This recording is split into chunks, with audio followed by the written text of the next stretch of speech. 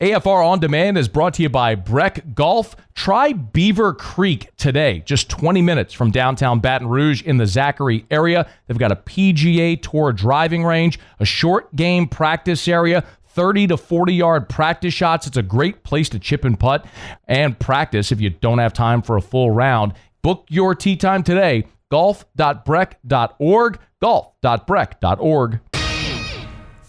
Matt Moscona. I'm very important. After further review. Say it one more time. After further review with Matt Moscona. And here we go. Live from the Raising Cane studio. Let's rock!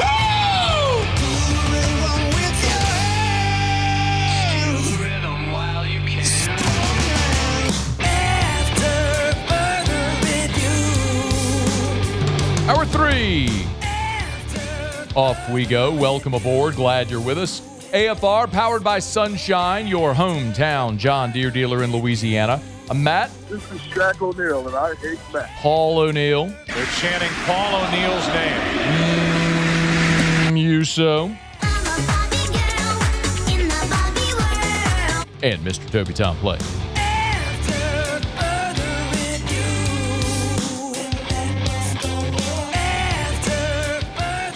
All right, we're here. Glad you are as well. 5 o'clock quitting time. Glad you are driving home with us.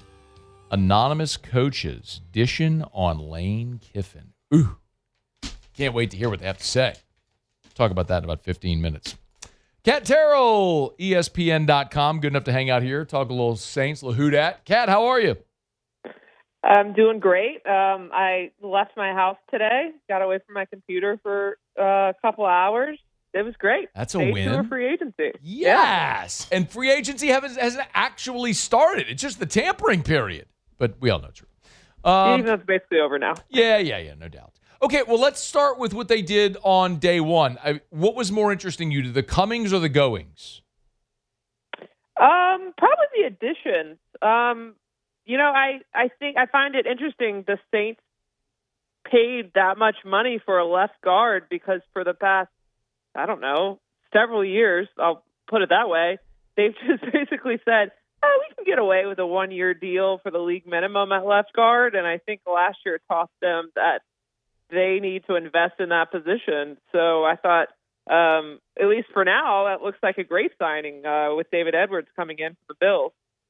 What did you make of, I think we all kind of knew the writing was on the wall with Demario Davis, but the deal he got with the Jets.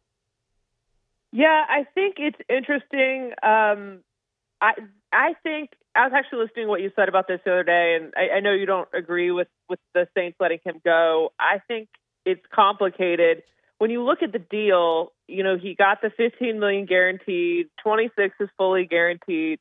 I think what could have been the sticking point in this deal, or maybe with the Saints, is that the Jets guaranteed $4 million of his 2027 base salary. So they're essentially thinking he's going to be on the team for 2 more years. And, he turned 37 in January. So in the Saints' mind, they might be saying, well, we don't want to bank on the fact that he still plays as well at 38. So it's tough. We'll see how it plays out. They'll either be incredibly smart for letting him go, or they'll look like idiots for letting him go. Well, yeah. That always happens in free agency, right? So I get it, but it is sad to see him go. The old adage, I think, that I've heard him say a million times, is rather get rid of a player a year too soon or a year too late. And they've always sort of erred on the side of a year too soon. Okay, well, today, Kat, they go and they restructure Eric McCoy's contract to free up north of $7 million, 7.36. I don't think they do that without intention of spending it. So where do we think they're spending it? Well, I do want to clear that up. Okay. I saw that on Twitter. Everyone said, they're going to spend it. They actually did this several days ago. It just didn't get reported. Sometimes when they do these contracts, it takes several days to process and for it to get out. So they did that before free agency started. Now, it doesn't mean they're not going to still spend the money. The Saints love spending money. Yeah. But, yeah, I did find that interesting. Everyone immediately thought that it was like a move today. No, that's a great clarification. But you're right. So so they have the money though. and whether it was today or prior, I mean, would you? Yeah, they still have the money. It would still it's still stand to reason that they do that with the intention of spending it. Do you, by the way, Kat, do you know how much offhand they would need to allocate for the draft class? I have not looked at that, but someone the other day, it could have been Ross, said $14 million. That seems kind of high, but I might be wrong. I haven't looked at that, and I haven't gotten the complete salary cap numbers as to where they stand now. I've been working on that today. Just my whole week has been numbers. It's been really fun. I was told there'd be no math. Money. Yeah, I was told there would be no math. I say that every single year. I got into journalism to not do math. I know. But, this is an interesting year in that they have so much dead money, and it doesn't even matter.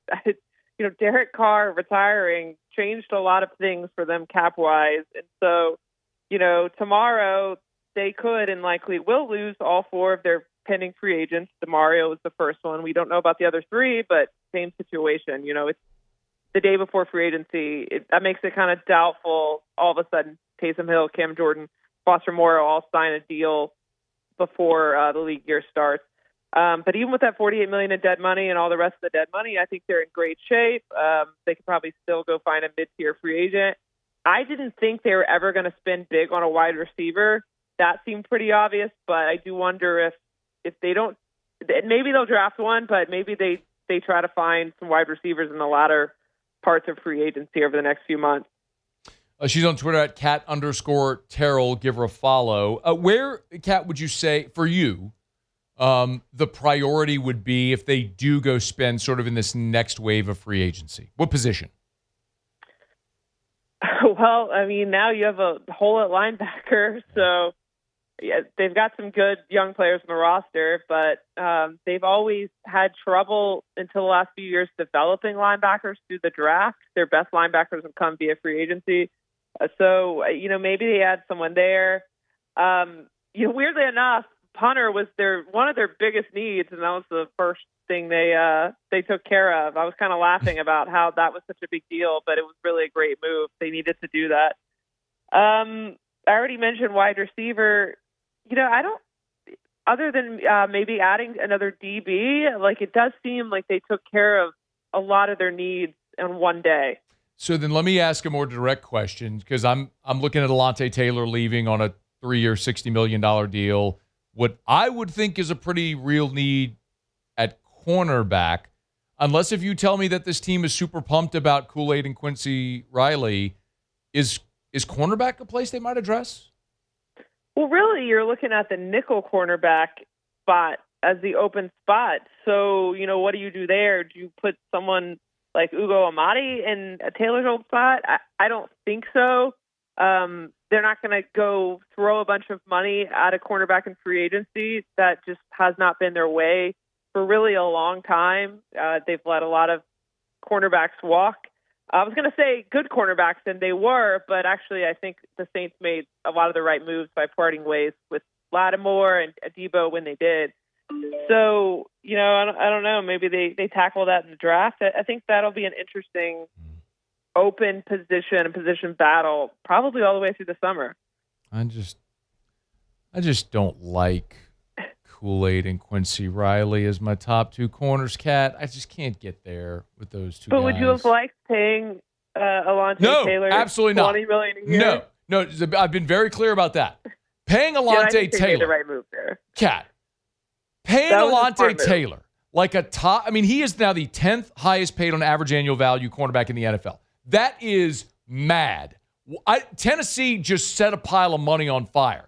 God bless. Alontae Taylor got paid, broke off. Good for you, kid. Go get it. I am so glad that's not the Saints who just lit that pile of money on fire. So, no, would not have paid Alontae Taylor.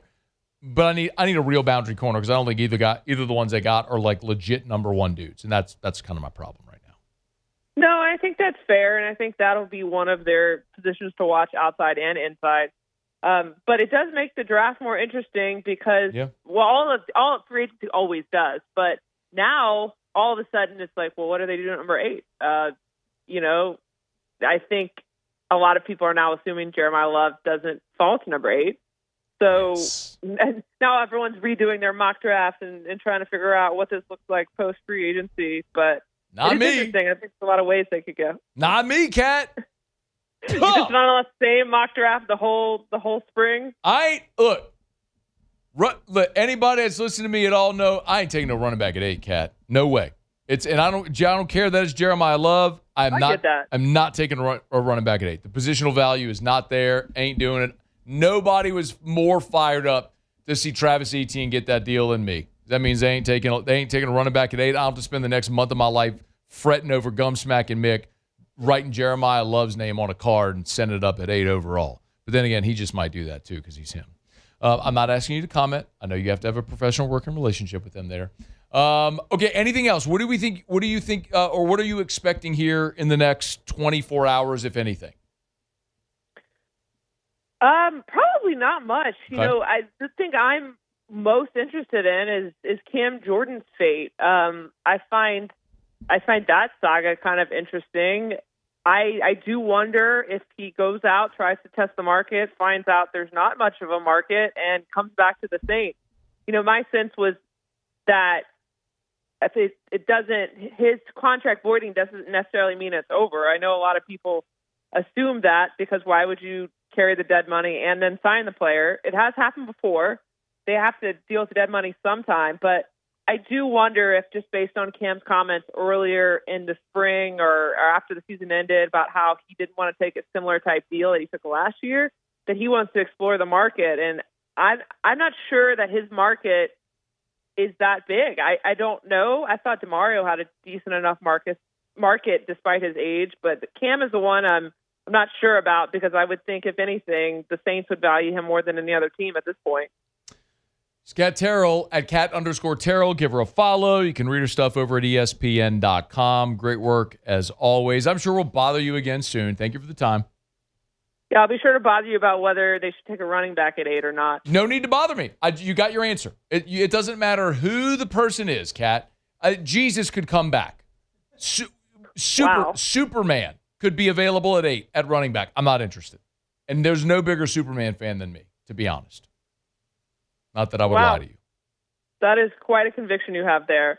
Don't give me a running back at 8. We'll circle back on it in a few weeks. What's the guy's name from Notre Dame at the end of the season who they ran out there for like 5 weeks and that was competent? What was his name? I forgot his name. You're making me laugh too hard. What's his name? I forgot his name. I'm blanking. Oh my gosh. My mind is now blanking. You're blanking of too. You and your convictions on this running back thing. I'm telling you. What's that guy's name? Come on. Muse. Jadarian Price. Is that what you're talking about? No, Notre the guy Dame, that played this past year for the Saints in the last month of the Audric season. Estime. When you said Notre Dame, you confused me. Thank you. I know his name. We all know Audric Estime's name. It's fine. We just blanked on live radio. Not thanks to Matt. Kat, Audric Estime was a competent running back for a month.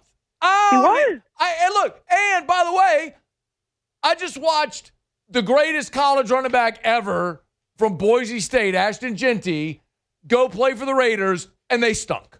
Like, I watched. Well, the Raiders have their own problems. I get it, but my point is that ain't the transcendent position that you need to invest at in the top 10.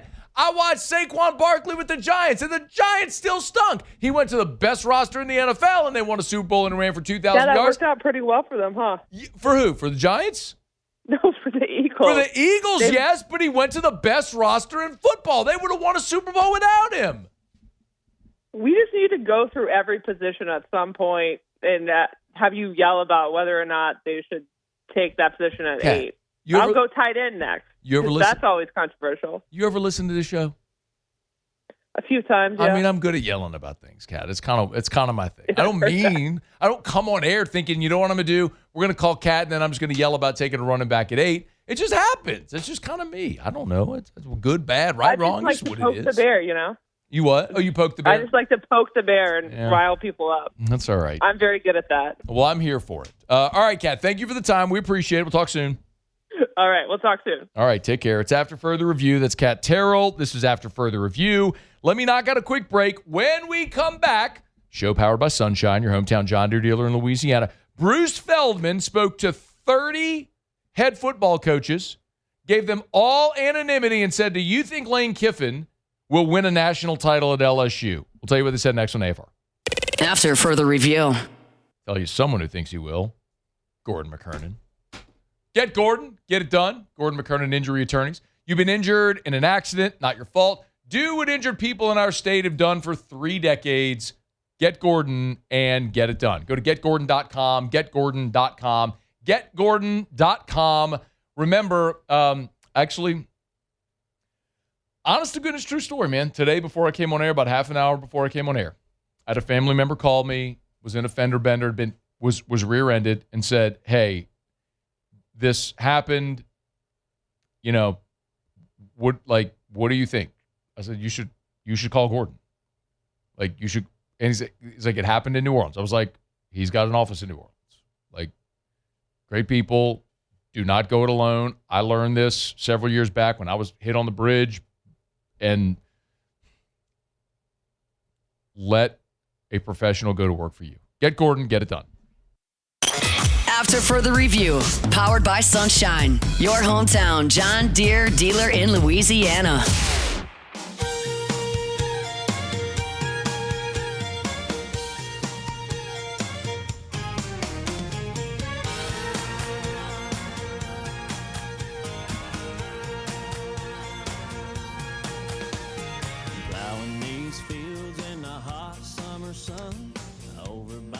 Breaking news.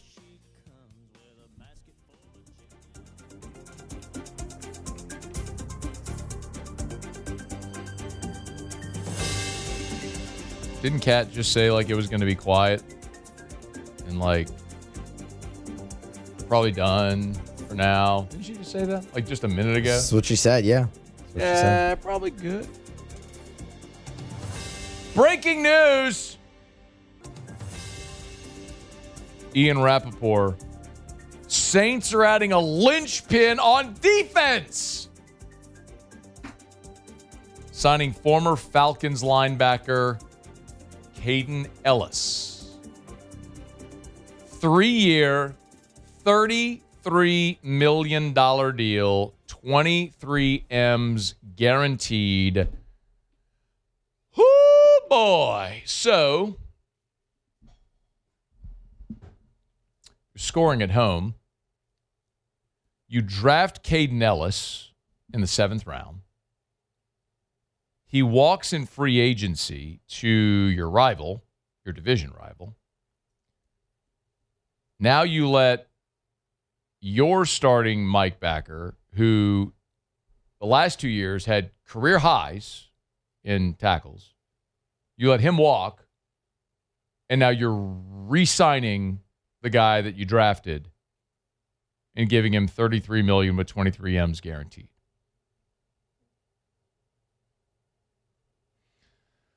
Yes, Caden Ellis is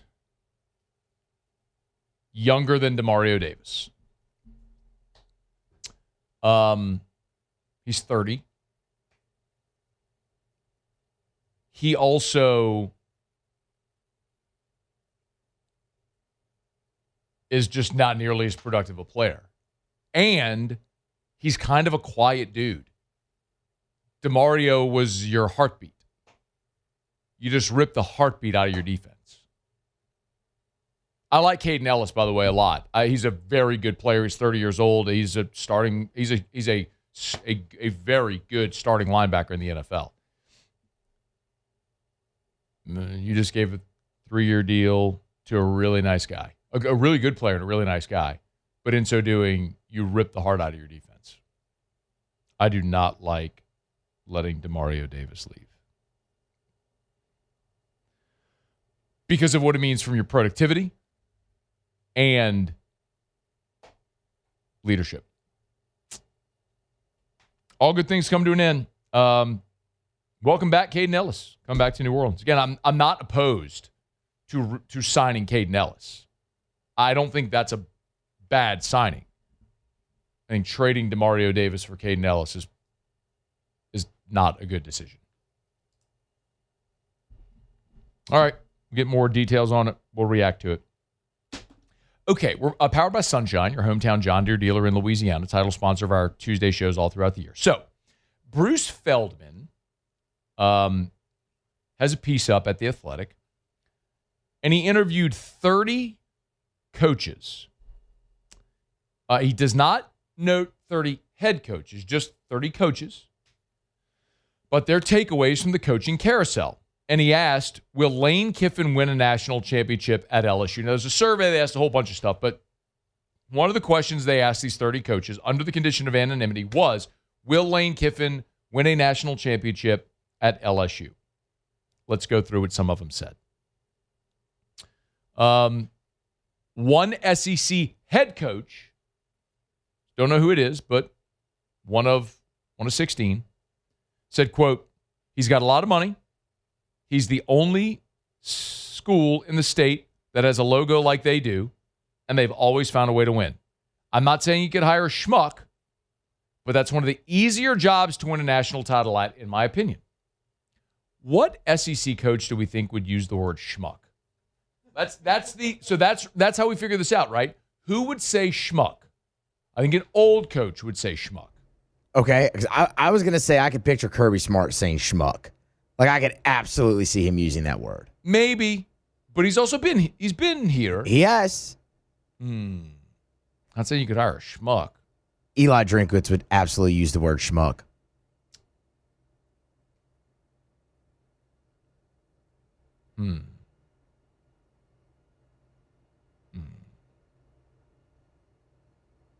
Do we think Mike Elko would say schmuck? Ooh. Not one of the ones that jumps right off the page to me, though, no. Had he not been fired, I would have said Mark Stoops. This, to me, reeks of Mark Stoops. But Mark Stoops is fired. He's no longer an SEC head coach. It's true. And I don't know anything about the personality of some of the new coaches in the league.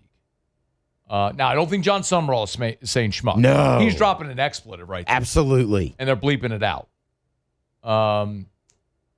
Stein, the new coach at Kentucky, don't know anything. I do not know his personality. Couldn't tell you. Shane Beamer. I was just about to say, what about Beamer? I could kind of see him saying schmuck. Schmuck. Let us know. What SEC coach do you think would use the word schmuck? This is an SEC assistant, so they don't tell us anything more. We don't know if it's a coordinator, where it is, long time, young. So just an assistant in the SEC. Quote, I think he'll have every resource he ever wanted and desired and complained he did not get at Ole Miss. He'll have that at his beck and call. It won't be for lack of resources. In today's world, I think he's always been on the front end of the portal. It won't be for a lack of resources if he doesn't get it done.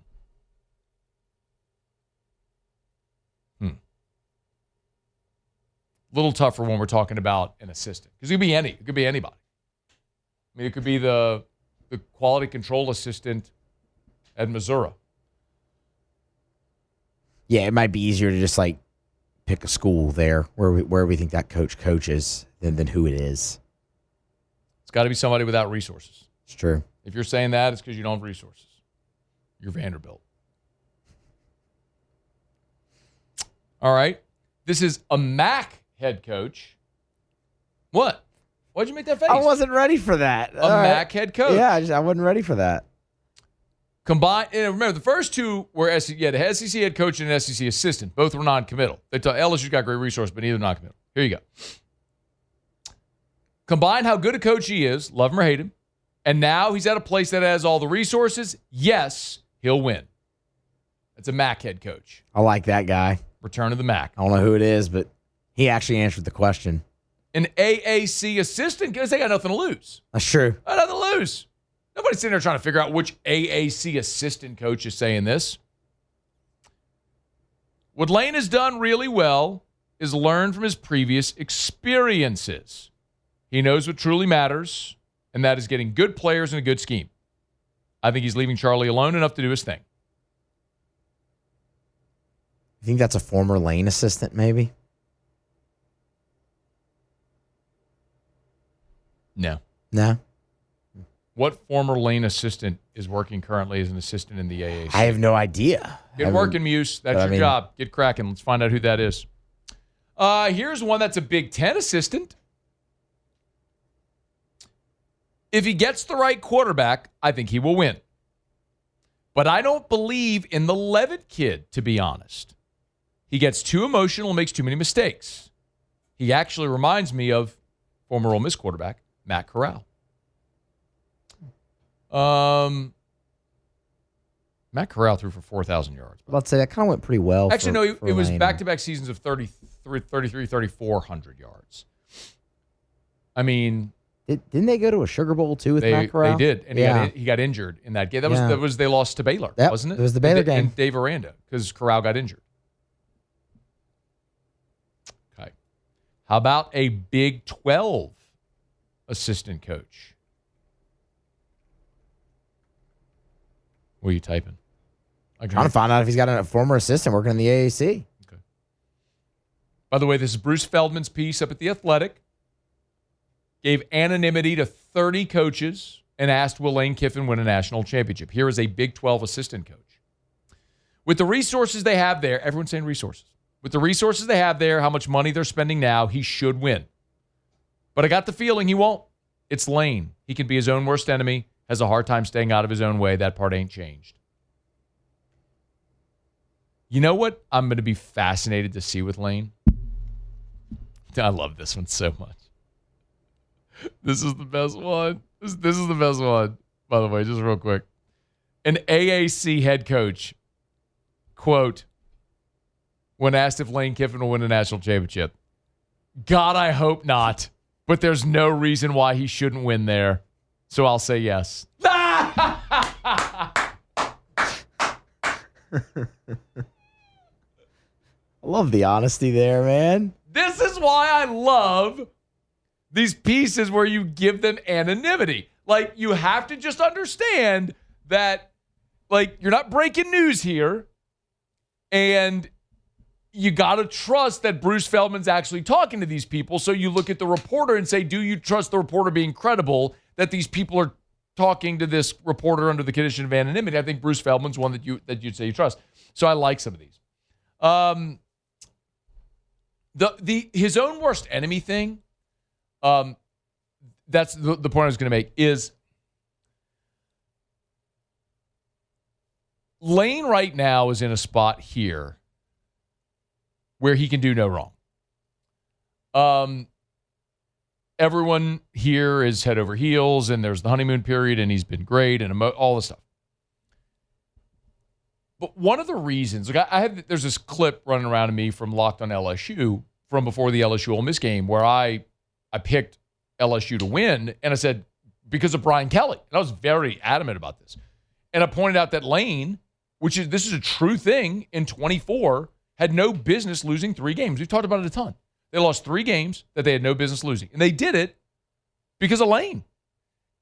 And while he deserves that criticism, so too does he deserve credit for how they structured 25 and went through an 11-1 season, all that stuff.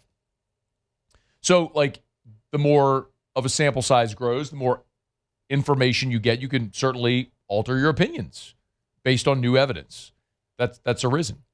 But, like, there's going to be a time where Lane Kiffin goes forward on 4th and 3 from his own 20, and they don't make it. I'm going to tell you, there's going to be a lot of people not happy.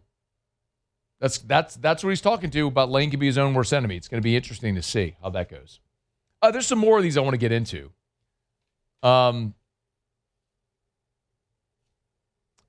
There 2 more real quick. One, so after the AAC head coach said, God, I hope not, right? Here's a Mountain West head coach who said, quote, I hope he doesn't. I was actually rooting for Ole Miss to win after he left. Obviously, he's a good coach, but I'll say no because I can't imagine leaving my team like that in the playoff. And then one more. Big 12 assistant coach. You're going to love this one. I think LSU is the best job in America. I'm not betting against LSU. That guy gets it.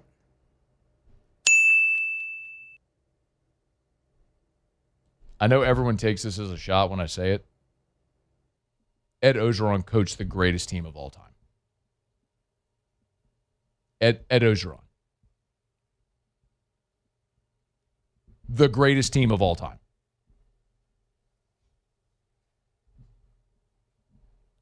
As some might say, at LSU, it's just different. AFR. AFR. We're brought to you by Duplessis Builders. DuplessisBuilders.net. DuplessisBuilders.net. DuplessisBuilders.net. We buy everything. We buy everything online. Groceries, wardrobe, cars. Why not your pool?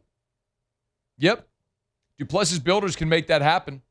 From plans to paradise. Log on, DuplessisBuilders.net, DuplessisBuilders.net, DuplessisBuilders.net. Honestly, this is just a really cool thing to do. It's a cool feature on the website, even if you're not looking for a pool. But if you are, you should definitely use this. Go to DuplessisBuilders.net. Do it right now. Super cool. DuplessisBuilders.net, pools and outdoor kitchens. You can do the same thing. Hit pick your pool on the homepage. There's a little tab right there. A button says pick your pool. There's 11 different designs. Pick it. You choose all the finishes right there. Design it right there on the website. You can pay for it on the website if you want right now. Buy your pool on your website right now. DuplessisBuilders.net. DuplessisBuilders.net. After further review, powered by Sunshine, your hometown John Deere dealer in Louisiana. I make a little room and she climbs on up. I open up a throttle and stir a little dust. Always appreciate Sunshine. Bunky in below, you want a Deere, you're going to Sunshine, sunequip.com. Can't wait to go tour the new location right there on Pico in Baton Rouge. If you're driving down I-10, the new Pico exit. If you're heading west on I-10, just turn your head to the right. You cannot miss the brand new Sunshine building. It is gorgeous. Sunshine, your hometown John Deere dealer in Louisiana. LSU baseball is going to be back on the diamond tonight at home. They welcome in Creighton. The Creighton Blue Jays. Reagan Ricken's going to get the start for LSU. The lineup is posted. Run through the lineup here in just a quick second. But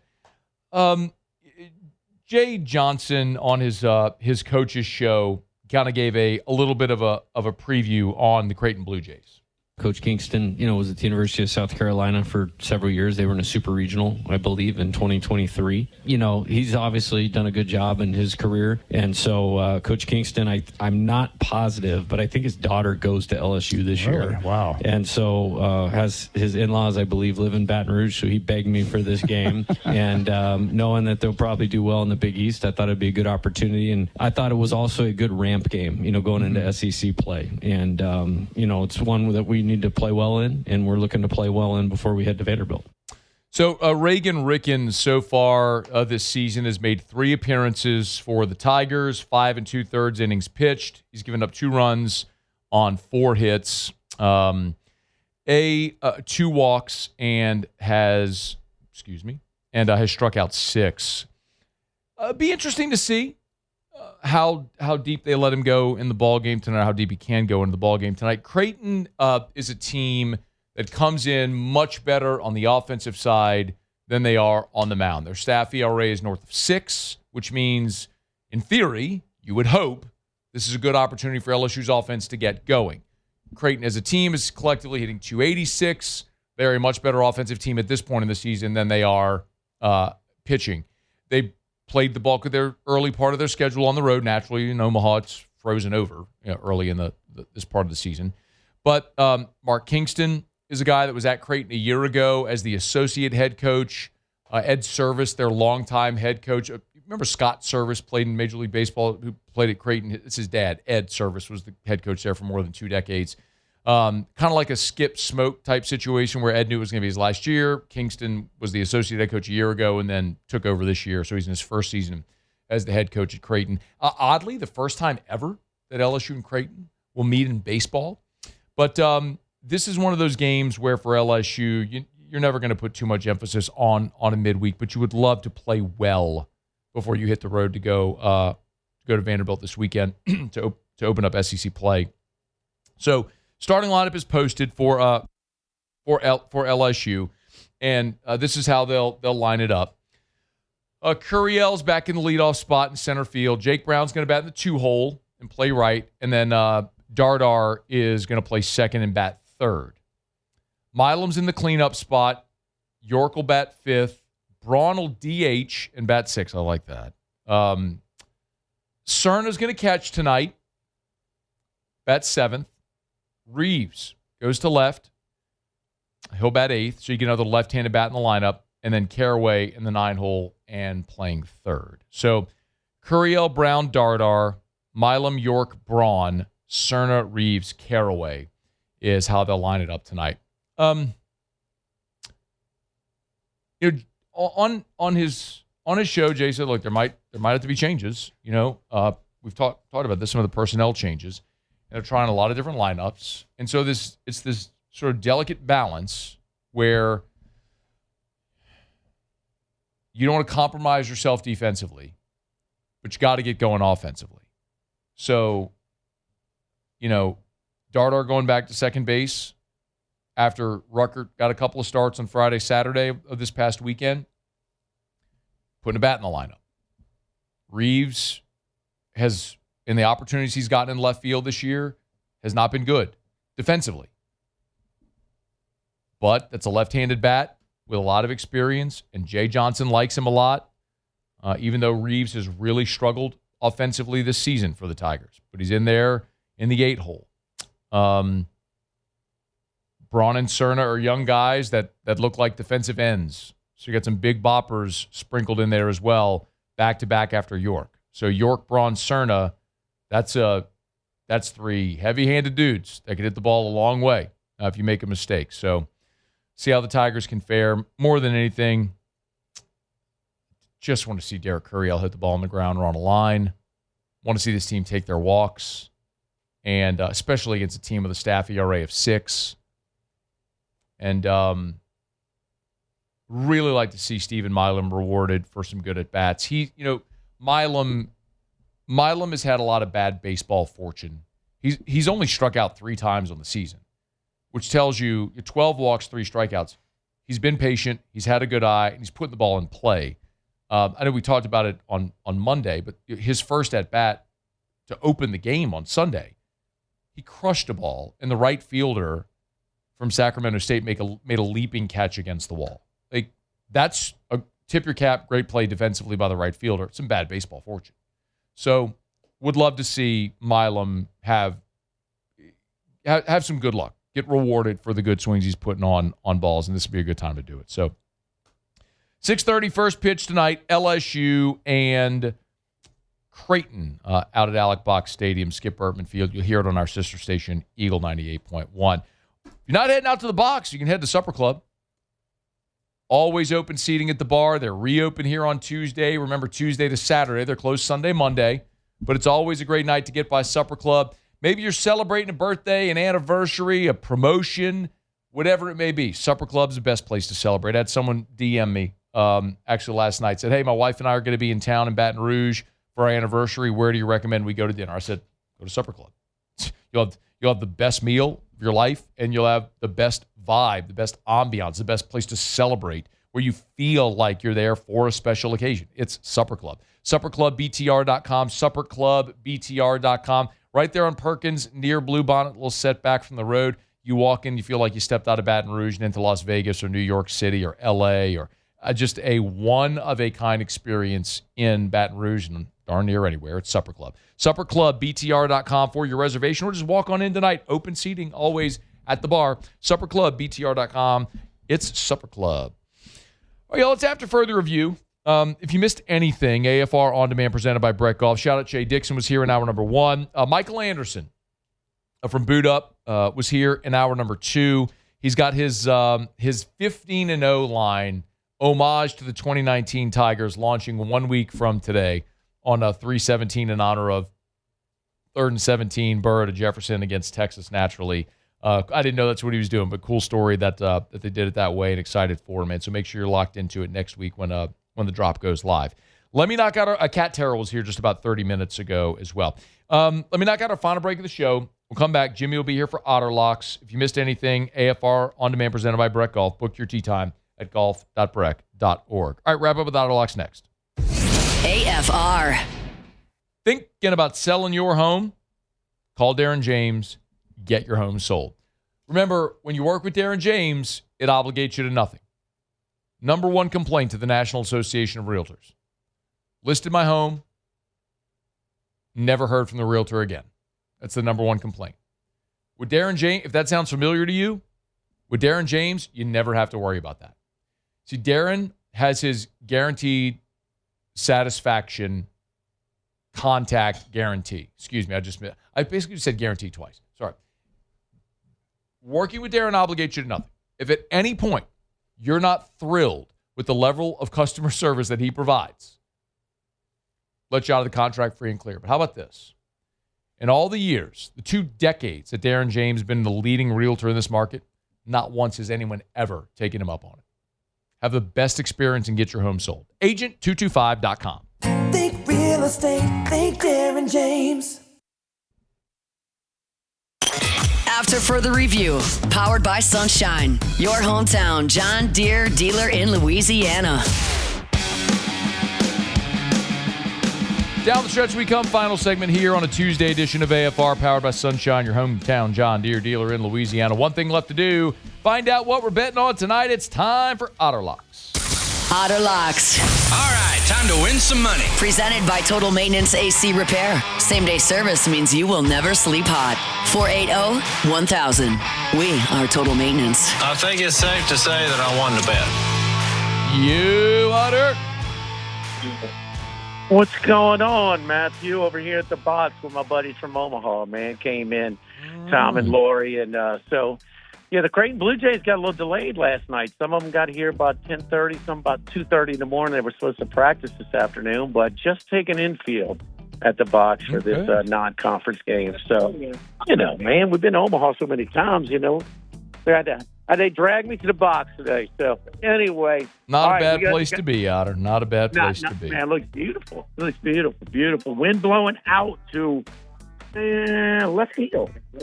Maybe straight out to left. All right. The way that looks right now. So, anyway, all right, a lot of dogs barking earlier today in the conference tournaments. We're going to go to the small favorites tonight. Going to go with Virginia Tech. Paul Stone's been on a roll. We're going to take the Hokies. Hokies kind of on the bubble a little bit. Joe Lenardi's bracketology kind of on that bubble, laying 1.5. By the way, that's moved. They're now getting 1.5. Is that right? Yeah. The favorite that ends up a dog. Double up on it. Don't be a moron. Bet more on it. So let's get it. So Florida State also has won 6 of 7, 9 of 11, including a couple of road games against Clemson in Miami. Matt, in their last 5 ACC games, they've all won. I mean, they are really on the road. They're not on the bubble, but they're playing with a lot of pride, playing way better than their overall resume. So we got Florida State in that one, and who I gave on the last. Well, you gave Northwestern and Colorado. You didn't give Florida State on the site, but we like Florida State against Cal, laying 3.5. Yes. Okay. Yes. Florida State and then Northwestern. Wait, is that tomorrow? Florida State's tomorrow. Florida State's tomorrow. Yeah. During the day. Yep. Okay, Florida State tomorrow, and then so today you have Virginia Tech, Northwestern, Colorado is what's on the site. Colorado hot right now, so we're going to take them. And again, geez, getting loud in here. But anyway, so there's our picks for tonight. So anyway, tomorrow, 11 o'clock, we're going to be at Walk-Ons, the original Walk-Ons. We just were over there earlier today, and we will have picks in the early games at 11:15. Wes Reynolds also with us right out the chute tomorrow. We're moving him up to get his picks along with Randy McKay. So, and then Thursday we'll be over at Bally's, the DraftKings Sportsbook, on Thursday. But a lot of day action for championship week this week in college hoops. Awesome. All right, tomorrow from the original Walk-Ons, 11 to 1, Otter and Hanny live at lunch. Thank you, Otter. All right, good luck. Same, man.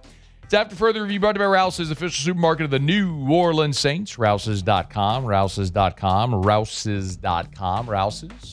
This feels like home. If you're heading home, maybe you're going to watch the Tigers at home, pull on into Rouse's. There's one near you. There's 76 of them from Lake Charles to Orange Beach and points in between. So there's a Rouse's near you and tons of grab-and-go options for dinner. The hot and boiled kiosk, you want crawfish? They got it. Already bagged and tagged. Walk in, grab the bag, get out of there. No lines to wait in. Want some sushi? Sushi Tuesdays, $5 Sushi Tuesdays over at Rouse's. Grab and go. So many great options at Rouse's. Official supermarket of the New Orleans Saints. Of course, always get that mobile app. Your personal shopper will go pick out your items, bring it out to the car when you pull up in the spot. They think of everything. Rouses.com, Rouses.com. Rouses. This feels like home. All right, been a really good show, y'all. Thanks for hanging out with us. Looking forward to tomorrow, LSU basketball. We'll have a recap of LSU and Kentucky. Of course, we'll recap LSU Creighton and baseball from the box here tonight. Set to be joined by Senator Bill Cassidy as well. He held a roundtable follow-up to the president's roundtable on college sports last Friday, so he'll join us to say what the federal government might be thinking about the future of college sports. Lots to do. We'll look forward to it. Muse Pauly, thanks. See you tomorrow at 3. AFR.